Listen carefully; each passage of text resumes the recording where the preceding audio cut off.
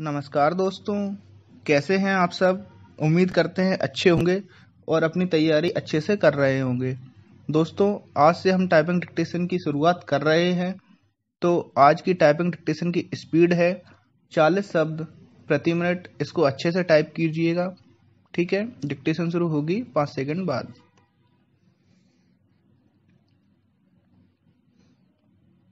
Start. Bharat, America, Japan और Australia, इन 4 देशों ने मिलकर जो क्वाड खड़ा किया है, उसके शीर्ष नेताओं ने पहली बार संयुक्त संवाद आयोजित किया। 2007 में बने इस संगठन को चीन ने समुद्री झाग की उपमा दी थी। चीन समझ गया था कि इस क्वाड का मुख्य लक्ष्य चीन का विरोध है। बाद में चीन ने इसे एशियन नाटो भी कह डाला था। 2007 के बाद लगभग 10 साल तक यह क्वाड बहुत सक्रिय नहीं दिखा। उसके 4 कारण थे। पहला, इन चारों राष्ट्रों के नेता बदल गए। दूसरा, चीन के साथ इन चारों राष्ट्रों का व्यापार बहुत बढ़ गया। तीसरा, अमेरिका और चीन के संबंध इतने नहीं बिगड़े थे कि वह चीन की घेराबंदी शुरू कर देता। चौथा, चीन के सबसे बड़े पड़ोसी भारत ने भी इस चीन विरोधी चौगुटे के लिए बहुत उत्साह नहीं दिखाया, क्योंकि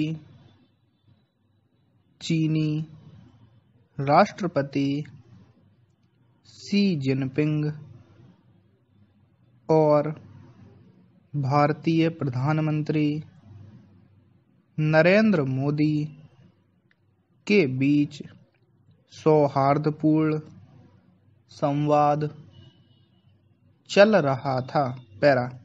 लेकिन अमेरिका में डोनाल्ड ट्रंप के राष्ट्रपति बनते ही अमेरिका चीन के बीच कूटनीतिक तलवारें खिंचने लगीं। अमेरिका ने चीन पर कई व्यापारिक प्रतिबंध लगा दिए और उसके विरुद्ध यूरोप, एशिया और लातिनी अमेरिका में मोर्चा खोल दिया। लगने लगा कि दुनिया में नया शीत युद्ध शुरू हो गया है। 2017 में क्वाड के नेताओं की नींद खुली और उन्होंने चीन के रेशम महापथ की योजना का विरोध शुरू किया। जापान और ऑस्ट्रेलिया दक्षिण चीनी समुद्र में चीन के साथ पुराने विवादों में उलझे ही हुए थे कि भारत के साथ गलवान घाटी को लेकर चीन की सीधी मुठभेड़ भी हो गई। पैरा क्वाड का पूरा नाम है क्वाड्रिलेटरल सिक्योरिटी डायलॉग, यानी यह सामरिक सुरक्षा के लिए बना संगठन है। इस संगठन के तहत एकाध बार इन देशों की जल सेनाओं ने सामूहिक अभ्यास भी किया था, लेकिन अभी तक इन राष्ट्रों ने ऐसा कोई कदम मिलकर नहीं उठाया है कि इनके संगठन की तुलना सीटो, सेंटो, नाटो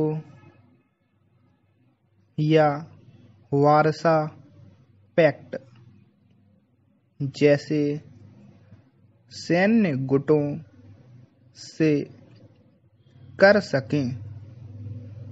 अक्टूबर 2020 में इन राष्ट्रों के विदेश मंत्रियों की एक बैठक टोक्यो में हुई थी, लेकिन चीन के बारे में उनके रवैये इतने अलग अलग थे कि ये चार विदेश मंत्री कोई सर्वसम्मत बयान भी जारी नहीं कर सके।